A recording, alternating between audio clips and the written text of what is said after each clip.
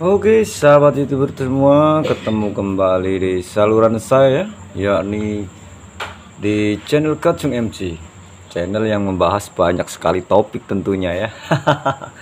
Tetapi kita terfokus kepada NCB ya teman-teman ya. Baik, kita akan bahas mengenai MCB teman-teman ya, karena di channel ini MCB lah yang banyak diminati teman-teman ya. Oke, MCB adalah singkatan dari miniatur sirkuit breaker ya. Ya, yang berfungsi untuk pemutus atau pembatas di suatu KWH. Oke, tapi di kesempatan kali ini kita bahas mengenai perbedaan dari C dan CL ya teman-teman ya. Contohnya seperti ini teman-teman, banyak ini, tapi ini yang sudah usang teman-teman ya, kita buat contoh saja. Nah begini teman-teman ya, ini C2 dan CL2 ya tentunya ya. Menurut pengertiannya CL2 dan C2 itu sama teman-teman ya, dari segi kekuatan ya. Kalau CL2 berarti 2 ampere, kalau C2 sama juga 2 ampere.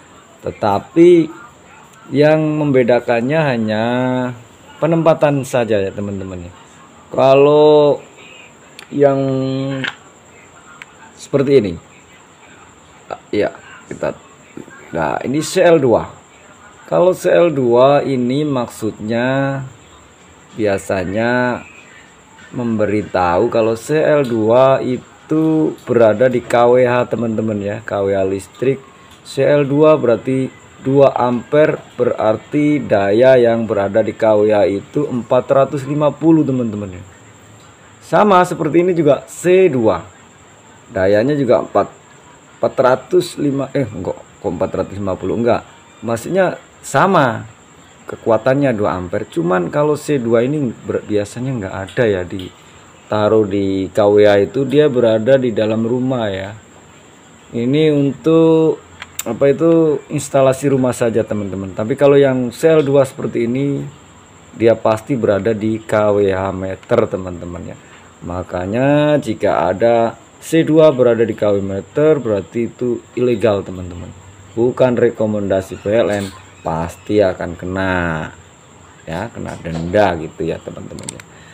Mungkin itu saja ya yang membedakan C2 dan CL2 ya. Kalau yang CL2 berada di KWH, sedangkan untuk C2 hanya berada di instalasi rumah saja teman-teman, atau di alat atau di mesin-mesin yang lainnya ya. Ini sekedar contoh teman-teman ya. Mohon maaf jika kami tidak bermaksud menggurui, tapi itu memang pengalaman kita seperti itu teman-teman ya. Jadi mohon dimaafkan jika perlu komentar di bawah juga lah. Mungkin itu saja teman-teman yang membedakan dari CL2 dan C2 gitu ya. Makanya banyak sekali yang sekarang ini diakalin ya. Contoh CL2 ini kan biasanya berada di daya 450 ya teman-teman ya. Tetapi kalau dibuat alat yang lainnya dia pasti anjlok ya. Memang dia kan ditaruh di 450, itu memang pembatas. Jika melebihi dari daya yang berada di situ, dia pasti anjlok teman-teman. Jika dia tidak anjlok, maka P2TL akan mendatangi rumah Anda. Dia mendatangi bukan karena tulisan ini atau yang gimana ya, atau mencuri ya, enggak. Tapi CL2 kok bisa habis lebih dari 100 ya. Nah, PLN curiga, padahal kita nggak nyolong. Memang seperti itu temen ya aturan dari PLN.